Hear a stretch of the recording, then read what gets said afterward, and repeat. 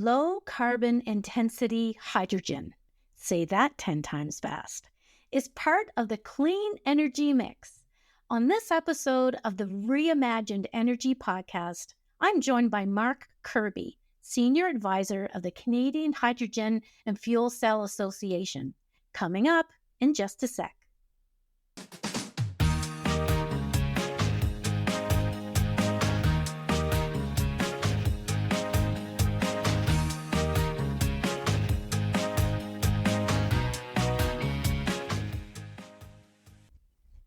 Welcome, Mark. Welcome. Thanks for joining me today. You're with the Canadian Hydrogen Fuel Cell Association? That is correct. I got that all right. That was wonderful. CHFCA, that's right. Exactly. There you are. Now, I'm really pleased to have you on the podcast because I'm really curious about hydrogen and how it works and what it is. And I guess a great way to start things off is explaining the process of making low carbon intensity hydrogen. Okay, delighted to do that, and really pleased to have the opportunity to talk about this, Maria, because it's hydrogen is going to play a bigger and bigger role in our lives, and so it's very important that people begin to understand a little bit about it, how it's used, how it's made, and some of the benefits that it can bring. So first of all, how do you make hydrogen? Well, hydrogen is a very simple element. It's actually an energy carrier. So what you're doing is using it to take energy from a source, whatever that source is, to a use point, whether that be a bus or a truck or heating a building. So to make that hydrogen, you can do it many ways. You can take, and the most basic way is to take water. And water is made up of hydrogen and oxygen, H2O. And if you put energy into that, you can pull that apart, and you wind up with hydrogen and oxygen. And the energy is nicely stored in that hydrogen. And then you can take it and use it in other places. The nice thing about it is however you use that hydrogen, whether you use it to heat a home by running in a furnace, whether you use it in an industrial process, whether you use it to run in an internal combustion engine, or whether you use it in a fuel cell to generate electricity, the only thing you get out of that process is water. It goes back into that water. So that's one way you can do it, is to take water and pull it apart. Now, how you do that typically is with something called an electrolyzer, and it requires electrical power. Now, as long as that electrical power is generated from a clean source without emitting carbon, then the resulting hydrogen is clean. You know, you mentioned clean hydrogen. So what goes in the making of that? So the definition of clean hydrogen and or low carbon intensity hydrogen is just exactly that. Is that from well to production point, or where, the source to production point, there is little or no carbon dioxide emitted into the atmosphere or the greenhouse gases. So the key thing is that when it's in its overall production process, that there is very low emissions of CO2. Now, so if you do that with water, in splitting water and using clean electricity, there's little or no GHGs emitted. So that is very much clean hydrogen. And if you use renewable sources to produce the electricity, then it's what's called green hydrogen or renewable hydrogen. Now, that's great, but there are also other ways to make hydrogen, and some of them are very cost competitive. That is to tear apart hydrocarbons. It's, as by the word says, hydrogen and carbon are mixed together in things like natural gas and oil, even in things like biomass. So if you can also reform those to release that hydrogen, getting that energy. But the challenge here is, what do you do with the carbon part of it? Now, if it's emitted as CO2, then it's not considered clean hydrogen. It is what they call gray hydrogen or black hydrogen or brown hydrogen. But anyway, it's not considered clean hydrogen.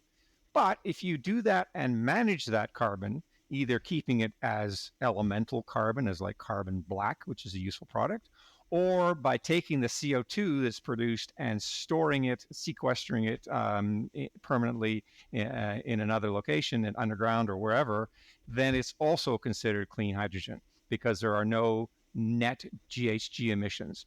Now, the other key thing is you got to make sure that your source and your production of your whatever fossil fuel that's used to make it or biomass also doesn't release GHGs, because that counts. Right. So you got to make sure the whole chain from start to finish is low or no carbon intensity. The good thing is there are standards that are being developed globally to measure that. There are ways of doing that have very, very low carbon dioxide emissions. So it is very possible to make clean hydrogen from all sorts of different energy sources. And that's a good thing, because, as we'll talk about, we're going to need lots of hydrogen, and we need to get it in as cheap a way as possible. We need to get it from the energy sources that are available out there, and all the energy sources that we've got. So it's a good thing that we can make low carbon intensity hydrogen from many, many different ways. Well, I was doing my homework for hydrogen. You can't talk about hydrogen without talking about fuel cells. Yeah. And I was trying to find out what the correlation is, and you could probably explain it way better than I ever could. Right. So what we're using, what we want to try and do is, when we're using hydrogen, it's to, is part of our everyday processes, to heat our buildings, to run our vehicles, to do our industrial processes.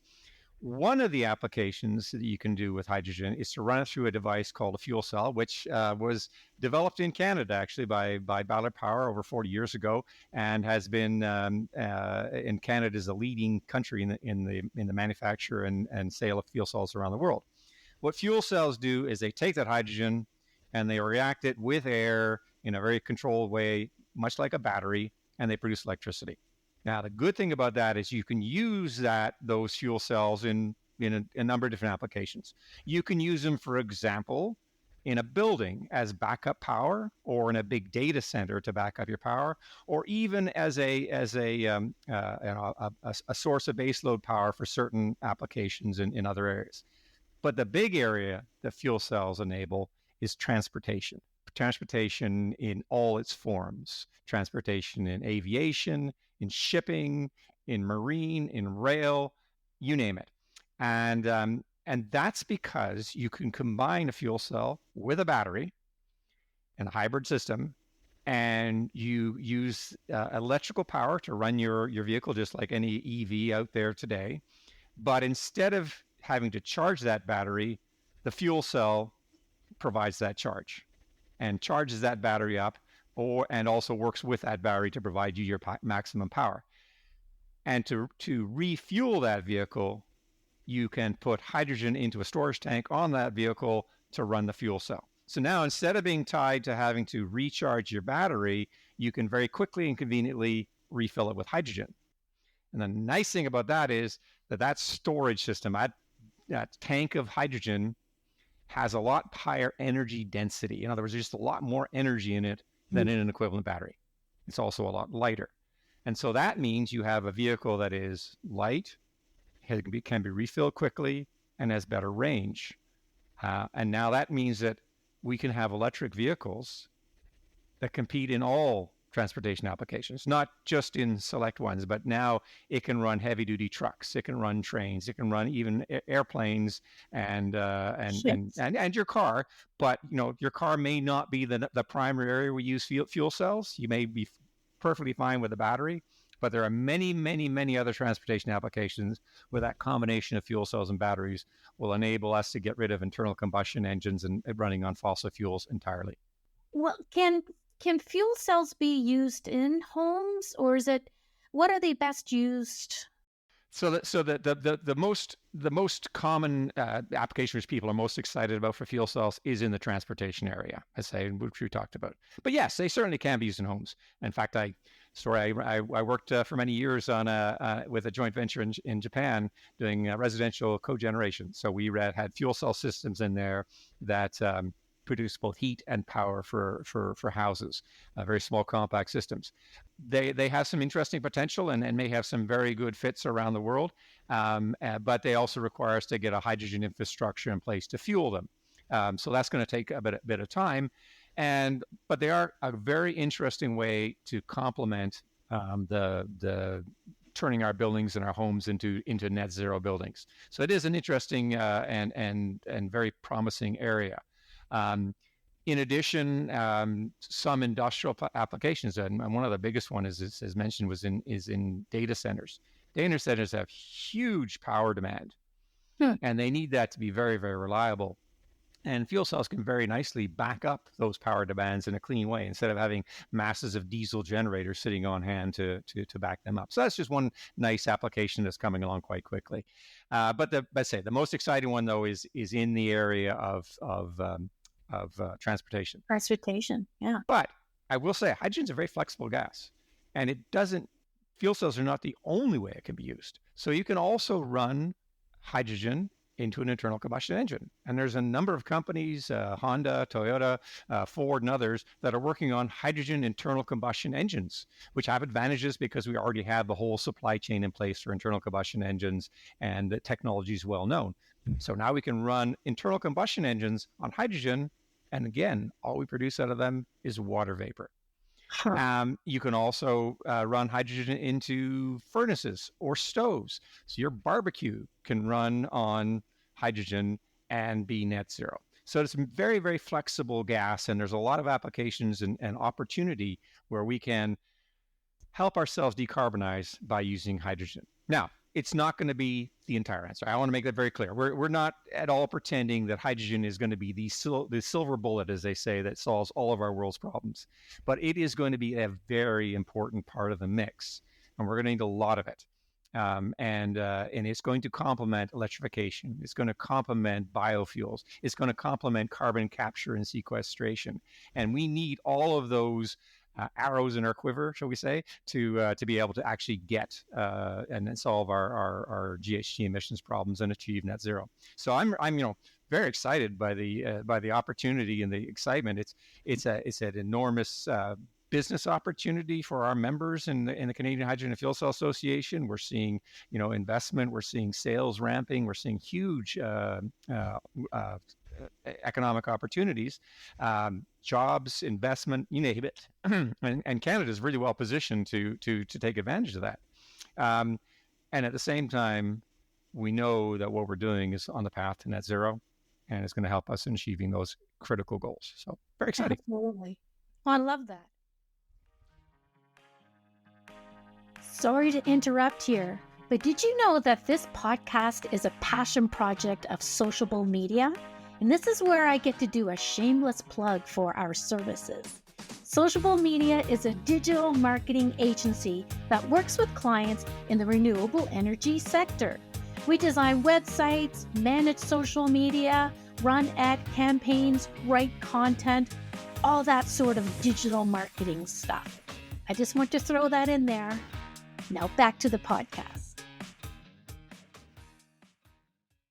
But water vapor and electricity, for some reason, they don't seem to, they don't seem to mix very well. So I guess there's a lot of safety features. That's a common concern, and one that is an absolutely excellent question because hydrogen, and people have probably heard a lot about hydrogen. They may have heard of past disasters that I won't even name, but I want to assure everybody that hydrogen has come a very long way in the past century, and it's been used safely and reliably for decades. It is a flammable gas. It's stored in a compressed state. When you produce, when you're using it a fuel cell, you're producing high voltage electricity. So yes, there are safety precautions that need to be followed. I personally have worked for over 40 years in building equipment for hydrogen, moving hydrogen, handling hydrogen, using hydrogen, and I have a great deal of confidence that it could be handled safely and reliably. And that the workers that I had with in my companies were safe in working with it. But we did that adhering to the standards and following the codes that are out there. And the good thing is that there's ongoing work to ensure that all those safety standards are being met. And the end state is, if you look at the projections, is that vehicles running on hydrogen, for example, will actually be safer than vehicles running on gasoline. And that's also encouraging. That gives us a great deal of optimism that this is a really good solution. How much water is needed to make hydrogen? Do you need a Another lot good of question. it? Yeah. Another good question. You do need water, and you need reasonable quantities of it. As we scale up hydrogen, we're going to be needing more and more to produce the hydrogen we need. But we need to keep this in scale. It is a very, very large hydrogen plant would be an industrial demand, but still would be dwarfed by the demands that we have today in oil and gas extraction, in processing, in pulp and paper, in drinking water, in farming. So there, even though this is something that, when people are putting projects together, they'll need to make sure they have sufficient clean water available for their sources, or put in desalination systems to supply that. But it is not an insurmountable burden, and it's not going to be a staggering demand for energy. In fact, many of the countries that are most interested in producing hydrogen for export, countries like Australia and Chile, I mean, they have challenges around water today, and they recognize that they can produce the water they need for being in the export business quite effectively. Canada, we are fortunate. We have ample water resources. We have low-cost power. We have an abundance of renewable resources and fossil fuels. We can produce hydrogen very cost effectively and very cleanly, and we'll actually be in a very good position to be an exporter of hydrogen to help other countries to decarbonize their operations. You had mentioned earlier about desalination. I guess that's desalination. Yeah. There you go. That is, I guess, applying salt water or ocean water and getting the salt out of it. Absolutely, yeah. Desalination is a process where you can use salt water or brine and clean it up, basically extract the brine from it and produce fresh water, and that fresh water to be used for your electrolysis process. So it is and in fact there are electrolysis technologies out there that are starting to work on using salt water directly, but today the need is for pure water and desalination. Where's the use of hydrogen being explored throughout Canada? What provinces or cities or industries even in Canada are really starting to explore the use of it? Good question. It's a very broad potential applications, but there are certainly some applications in some regions that are leading today, which is kind of exciting too. So, from an applications point of view, where we're seeing hydrogen being used today is in industrial processing, producing chemicals, producing fertilizers, producing various other products for our use. And there are existing users of hydrogen, and they're shifting more and more to clean hydrogen, so that they are making sure that the hydrogen they're using does not emit GHGs as part of its process. And we're seeing a huge growth of that, particularly in Quebec and in Alberta. So that's one application, and as we know, industrial processing is about 1/3 of our GHG emissions come out of that. So that's a very important one to decarbonize. The other area we're seeing growing demand is in transportation. We have fuel cell vehicles on the roads in BC today and in Quebec. And there's a lot of projects. There's projects happening in to demonstrate fuel cell buses, fuel cell trucks, and fuel cell trains in Alberta. So we're really starting to see now in Canada the start of the use of hydrogen in transportation. And I can't tell you the excitement we see from everybody from the airports to the ports in saying, okay, we want to start looking at this and seeing how we can use it. So that's the second big area. And as we know, transportation is another 1/3 of our GHG emissions, and a really critical one for us to decarbonize. The third area is in heating. And we have already got a project running in Ontario where hydrogen is being blended with natural gas to heat homes. We have projects on the books in Alberta, in BC, in the Maritimes, and in Quebec to do the same thing. So that's also starting to move forward, and is a really important area for hydrogen use. Overall, I would say that Alberta is leading in hydrogen. They recognize hydrogen as a massive business opportunity that well suits their needs, and they are investing in it, they're supporting it, and they have demonstrations and trials underway. BC has long been a leader in hydrogen. They have a center of fuel cell industry, and there is a lot of effort on getting to zero emission transportation in BC. So there's the demonstrations and the fueling stations being built here. Quebec has been producing clean hydrogen for decades, using their clean, abundant hydropower, and they're expanding that. They're expanding that to make biofuels. They're expanding it to produce additional hydrogen for liquid hydrogen for export. So those three provinces are probably leading: BC, Alberta, and Quebec. But Ontario, there's any number of projects that are being looked at, and I am very optimistic that we'll move forward in things like steel production. In Hamilton, there's some huge projects that are planned to convert the mills there to the use of hydrogen. We've got strong interest in decarbonizing the 401 corridor, one of the busiest trucking corridors in North America, and in converting and putting in place a series of fueling stations along the 401 to enable hydrogen for trucking.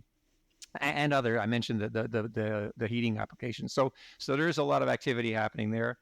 The Maritimes, you'll be happy to know, is also a center, and that's been a really impressive growth in interest. 2 or 3 years ago, it really wasn't on the radar screen, but today, because of the recognition of the enormous offshore wind potential in the Maritimes, and because of discussions between Canada and Germany and other EU states, there's growing interest to take advantage of that offshore wind, which is difficult to develop just for the domestic demand of electricity, and build out gigawatt scale projects producing hydrogen for export to Europe. That's absolutely, these are huge multi-billion-dollar projects. It's an enormous opportunity for the Maritimes, and we're really seeing that the provinces are embracing this. Newfoundland, in particular, is actively soliciting proposals for projects to take advantage of their wind for export to Europe, to convert to hydrogen and convert and take to export to Europe. So I think it could be a very, very large opportunity in the Maritimes if we move forward, aggressively and encourage the development of these projects. And I will put in my own little encouragement that we don't just look at the export opportunity, that we also make sure that we're taking advantage of that hydrogen for our domestic needs in the Maritimes, because that domestic demand is the early demand you need. It gives the experience, it gives the skills, it gives the intellectual property. So I really, I'm hoping, and we do hear support from the provinces, that not only do they look to develop the export potential, but they also look to develop the domestic demand to help them decarbonize and to build that industry. It's really exciting to see how the industry is really taking shape, and the technology is getting better and stronger, and the safety protocols are in place, and how it can be not as a competitor to batteries, but complementary to, as an additional resource. But thank you so much, Mark, for joining me today. And I felt at 1 minute there I was in my grade 9 science all over again at the very beginning, explaining hydrogen to me. I really appreciate your time, and all the best with your What is next for your association? What plans do you have? Well, thank you for asking. So the Canadian Hydrogen and Fuel Cell Association is an industry-supported association of companies that are in the hydrogen value chain. So they produce it, they use it, they build equipment for it, and they're selling their products around the world. We've been around for 20 years, and Canada, I'm very proud to say, is one of the leaders in hydrogen technologies, and we export products to countries around the world. What we're seeing ahead of us is a huge opportunity. We are seeing investment flowing in. We're seeing, companies looking for projects to develop. We see the support from the federal government, support from the provinces for the development of this industry. We're seeing the right policies and funding support come into place in Canada to make it a great place for investors to invest in hydrogen production and hydrogen use. So we're extremely optimistic. We are extremely busy. Our challenges are around, supply chain issues, around labor force and getting, skilled technicians, skilled engineers, skilled scientists. all the things you would expect in a burgeoning and exciting industry. But I think we have a very great group of companies, and I'm extremely optimistic that they will be very successful on the world stage in the years to come. Well, I can definitely sense the excitement and the enthusiasm that's in the air with all the sectors as we inch toward net zero. Thank you so much, Mark, for joining me today. Thank you, Maria. It has been a pleasure. I hope this episode gave you a fresh way of thinking about the applications of hydrogen and the potential for the industry. Super appreciative of Mark for taking the time out of his busy schedule to speak with me. In a future episode, I will be joined by Yvette Vera Perez, President and CEO of the Canadian Hydrogen and Fuel Cell Association. So make sure you tune in for that one. This podcast is sponsored by Smart Energy, and I'm your host, Maria McGowan. Thanks for watching and listening.